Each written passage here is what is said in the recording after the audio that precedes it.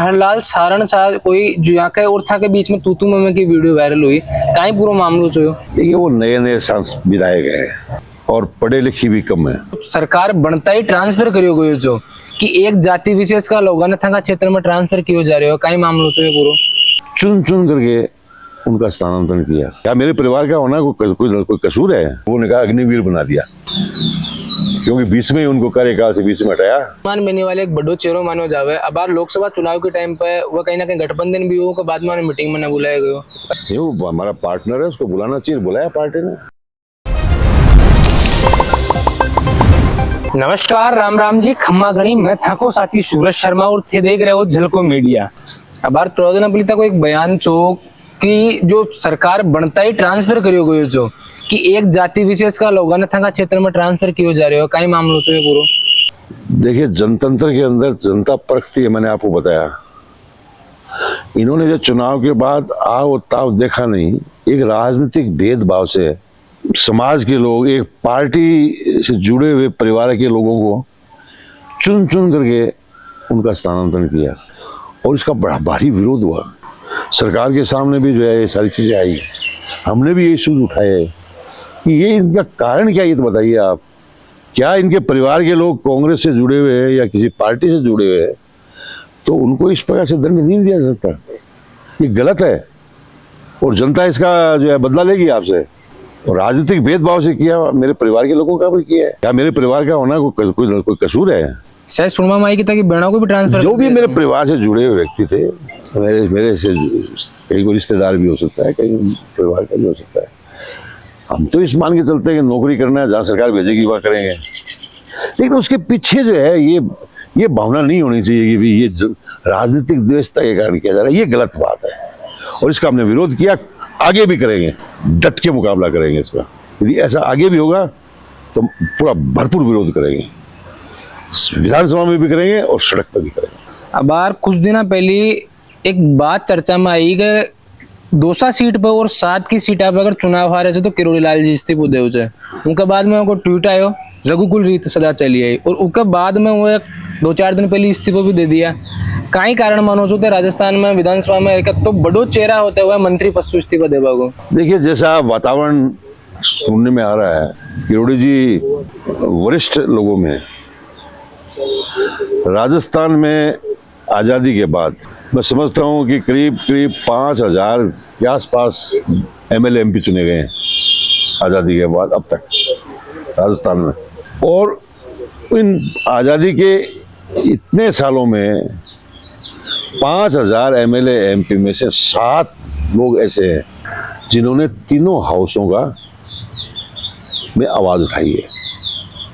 इन तीनों हाउसेज में वो उनका प्रतिनिधित्व किया है उन्होंने। साथ में जो है किरोड़ी जी भी है, साथ में मैं भी हूँ, साथ में कुंभाराम जी भी है, जगन्नाथ पहाड़िया हैं, रामनिवास मिर्दा हैं, कनकमल कटारा है, जगदीश प्रसाद माथुर है। ये 7 लोग हैं जो तीनों सदनों के सदस्य रहे हैं। तो वरिष्ठ वो है, उन्होंने अपने जो है एक रूरल बेस में अपना काम शुरू करके इतने आगे तक पहुंचे हैं।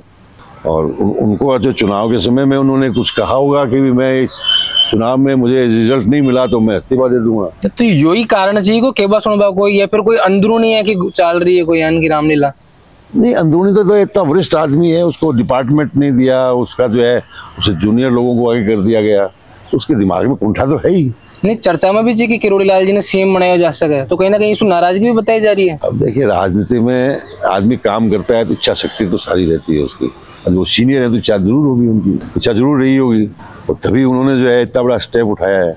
और उन्होंने बोला चुनाव के अंदर कि मैं मुझे रिजल्ट नहीं दे पाया तो मैं इस्तीफा दे दूंगा। उन्होंने जो है इसीलिए कहा कि रघुकुल रीति सभी गई, प्राण जाए वचन न जाए। तो सब लोग उसका यही इंतजार कर रहे थे कि भी जो है उन्होंने बोला था क्या फैसला होगा। अब वो अपना फैसला सुना दिया जनता के सामने, इस्तीफा दे दिया। अब बार 13 दिन पहले एक था कोई वीडियो सुर्खिया में जो जी में जिला परिषद की कोई मीटिंग थी, और वो मीटिंग का मायने हरलाल सारण सा कोई जो यहाँ के और था के बीच में तू में की वीडियो वायरल हुई, काई पूरा मामलो जो? देखिए वो नए सांसद विधायक है और पढ़े लिखी भी कम है। उनको ये पता नहीं होता कि जब कोई सदस्य या कोई विधायक किसी सभा के अंदर कोई प्रश्न उठाता है अपने क्षेत्र का, तो उसमें बीच में नहीं बोलना चाहिए। जब मैं जनता का मुद्दा उठा रहा था, पीने के पानी के लिए लोग मर रहे थे, बिजली थी नहीं, आज जो है छोटे छोटे बच्चे जो पैदा हुए वो बिलबिला रहे थे, वो बात मैंने सबके सामने रखी और मैंने कहा अधिकारियों को, आपको शर्म नहीं आती? आप जो है इतने बड़े जो है तनख्वाह लेते हो सरकार की, आप जो है गर्मी के अंदर आप जो है एक गांव का दौरा नहीं करते? बीच में उन्होंने बोलने की कोशिश की तो हमने कहा ना, no, this is not the way, ये अधिकार है मेरा, अब नहीं बोल सकते किसी। और बीच में बोलने से कोई बड़ा आदमी नहीं बनता, ये अज्ञानता है, अज्ञानता। पानी का मुद्दा है, मैं 5 साल से काम कर रहा हूं पानी पर, वो अभी विधायक बने हैं तो मैं ज्यादा जानता हूं कि मेरे से ज्यादा वो जानते हैं। जो 5 साल में मैंने योजनाएं मंजूर कराई सरकार से, सरकार ने जो योजनाएं मंजूर की वो मैं सदन के सामने रखा कि इस पे आप बताइए कि आपका क्या रुख है, पानी की स्थिति खराब क्यों हो रही है। ये तो इसमें कोई तो जनता के मुद्दे हैं, बीच में उठाएगा तो चुप होना पड़ेगा। विधानसभा चुनाव के टाइम पर तारानगर में अलग अलग समाज की एक सभा देखने मिली कि सारी समाज ने इकट्ठो क्यों जा रहे हो, उनका बावजूद भी कहीं ना कहीं चुनाव में हार को सामना करना पड़े। मैं इसका बहुत भयंकर विरोधी हूँ। समाज को जहाँ एक रखने की आवश्यकता है वहां उसको आप टुकड़ों में बांटते हो तो उस समाज को आप कमजोर कर रहे हो। आज एक जाति का समाज है और वो एक ग्रुप में काम कर रहे हैं।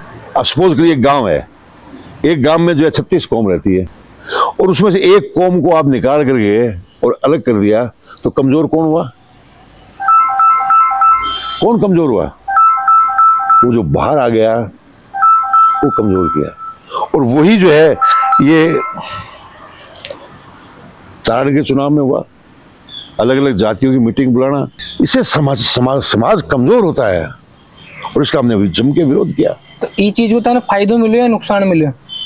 ये फायदा नुकसान का सवाल नहीं है, ये सवाल तो सिस्टम का है कि हम समाज में काम कर रहे हैं, समाज की मजबूती के लिए काम कर रहे हैं।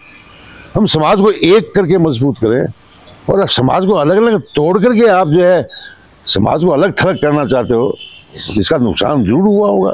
मैंने कभी नहीं की, मैं पिछले 40 साल से राजनीति कर रहा हूँ, मैंने कभी इस प्रकार की जो है मीटिंग नहीं बुलाई। हमने सामूहिक बुलाई, सर्व समाज के साथ मीटिंग बुलाई और हमने ये संदेश दिया कि सभी समाज मजबूत होगा जब आप एक रहोगे, इकट्ठे रहोगे, साथ मिलके काम करोगे, तभी अब मजबूती होगी, नहीं तो कमजोर कर देंगे। 5 भाई हैं, उन 5 भाइयों को अलग अलग कर दिया तो ताकत खत्म, और 5 भाई एक रहेंगे तो मुट्ठी रहेगी जिसमें ताकत होती है, और वो काम हम कर रहे हैं। और जो इनके खिलाफ काम करता है उसका विरोध भी करते हैं और जनता भी विरोध करती है उसका। राजस्थान की राजनीति में कहीं ना कहीं जाति को बड़ो रोल है। अब बार विधानसभा चुनाव का टाइम और लोकसभा चुनाव का टाइम में कहीं ना कहीं जाति का तो इफेक्ट ज्यादा पड़ो, और यह बात सामने आई कि जाट जाति है वह भाजपा से नाराज है क्योंकि सतीश जी पूनिया ने प्रदेश अध्यक्ष पद हटा और सीपी जोशी ने बना दियो गयो। उसका असर भी देखने मिलो, कहीं ना कहीं वोटा को असर देखने मिलो, भाजपा की सीटा घटी है लोकसभा चुनाव में। अब बार विधानसभा चुनाव और लोकसभा चुनाव के बाद में सतीश जी पूनिया ने हरियाणा को प्रभारी बना दिया गया क्योंकि हरियाणा में जाट जाति एक बड़ा रोल निभावे।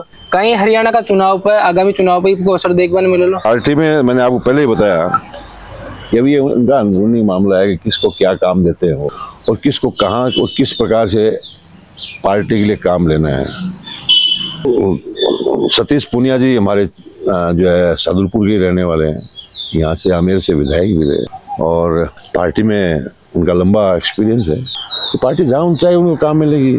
लेकिन जब उनको हटाया गया था अध्यक्ष से तो लोगों ने कहा अग्निवीर बना दिया, क्योंकि बीच में उनको कार्यकाल से बीच में हटाया तो लोगों ने, हो सकता है उसके जो हटाने से कुछ फर्क पड़ा, किसी के मन में कोई रोष आया होगा, आ सकता है। लेकिन किसको क्या काम में देना है ये पार्टियां अपना आप में उनका अंदरूनी मामला है। किस प्रकार से किसको क्या काम देना है, किस प्रकार से किसका क्या कार्य डिस्ट्रीब्यूशन करना है, किसको राजस्थान में काम करना है तो किसको किसी दूसरी स्टेट में काम करना है, तो पार्टियों का काम है। मैं स्वयं जो है इतने सालों से काम कर रहा हूँ, हमने अलग अलग स्टेट्स में, अलग अलग जिलों में सब जगह काम किया है। जहाँ पार्टी कोई काम देती है वो काम बखूबी करते हैं, उनको कोई काम दिया है तो वो सोच समझ के दिया होगा पार्टी ने। राजस्थान की राजनीति में हनुमान बेनीवाल एक बड़ो चेहरो मानो जावे। अब बार लोकसभा चुनाव के टाइम पे वो कहीं ना कहीं गठबंधन भी हो के बाद में मीटिंग में न बुलाया गयो कहीं के वो ये वो हमारा पार्टनर है, उसको बुलाना चाहिए, बुलाया पार्टी ने। कोई छोटी मोटी मानवीय भूल हो सकती है, ये कोई बड़ा इशू नहीं है। हर पार्टी में जाते हैं हनुमान जी, बुलाते हैं और बुलाना भी चाहिए। जो हनुमान बेनीवाल जी के साथ गठबंधन कियो, जो उपचुनाव में गठबंधन रहो लो या गठबंधन तोड़ कहीं ना कहीं वापस चुनाव लड़ा जाएगा। आज की तारीख में गठबंधन है और हमें पूरा विश्वास है हनुमान जी गठबंधन के साथ रहेंगे और गठबंधन में जो है, जो बना हुआ है वो स्ट्रक्चर पूरा ताकत से बना हुआ है और ताकत से रहेगा। हनुमान जी अच्छे इंसान हैं, अच्छे किसानों के नेता हैं, हमारे बड़े प्रिय मित्र हैं, लंबे समय से राजनीति में काम कर रहे हैं, लड़ाइयाँ भी लड़ी हैं, तो बहुत समझदार हैं, वो समझदारी से निर्णय लेंगे। अब बार कांग्रेस में कहीं ना कहीं गुटबाजी की बात की जा रही है, वास्तव में थान लागे कोई सान की गुटबाजी है या कोई आगे हो सके? नहीं, कांग्रेस में कोई गुटबाजी नहीं है। अभी चुनाव हुए हैं पार्लियामेंट के, सब लोगों ने अपने अपने स्तर पे काम किया है। किसी नेता के बारे में ये शिकायत नहीं है कि इसने काम नहीं किया, इसने नहीं किया, सब ने काम किया और उसी का परिणाम है, ये उसी का परिणाम है। चूरू लोकसभा क्षेत्र के अंदर राहुल जी बीजेपी से आए, लेकिन हम कांग्रेस के 5 विधायक हैं, वहाँ 3 हमारे हारे हुए विधायक हैं, वरिष्ठ साथी हमारे। 8 के 8 ने मिलकर के एकजुटता के साथ, एक संकल्प के साथ काम शुरू किया और हमने कभी महसूस नहीं होने दिया राहुल कसवा जी को कि तुम नई पार्टी में आए हो। ऐसा ही सब जगह काम हुआ है और सब नेताओं के द्वारा हुआ है। ये तो फैलाई हुई अफवाहें हैं कि वो उसको वो वहाँ नहीं गया, ये वहाँ नहीं गया, जिसको जहाँ बुलाया वहाँ गया। बहुत बहुत आभार सर, आपका धन्यवाद, आपने अपना कीमती समय दिया। धन्यवाद। तो अचानक ही इंटरव्यू में आप था लगातार दिखाता रहूंगा, देखता रहो झलको राजस्थान। राम नमस्कार, राम राम।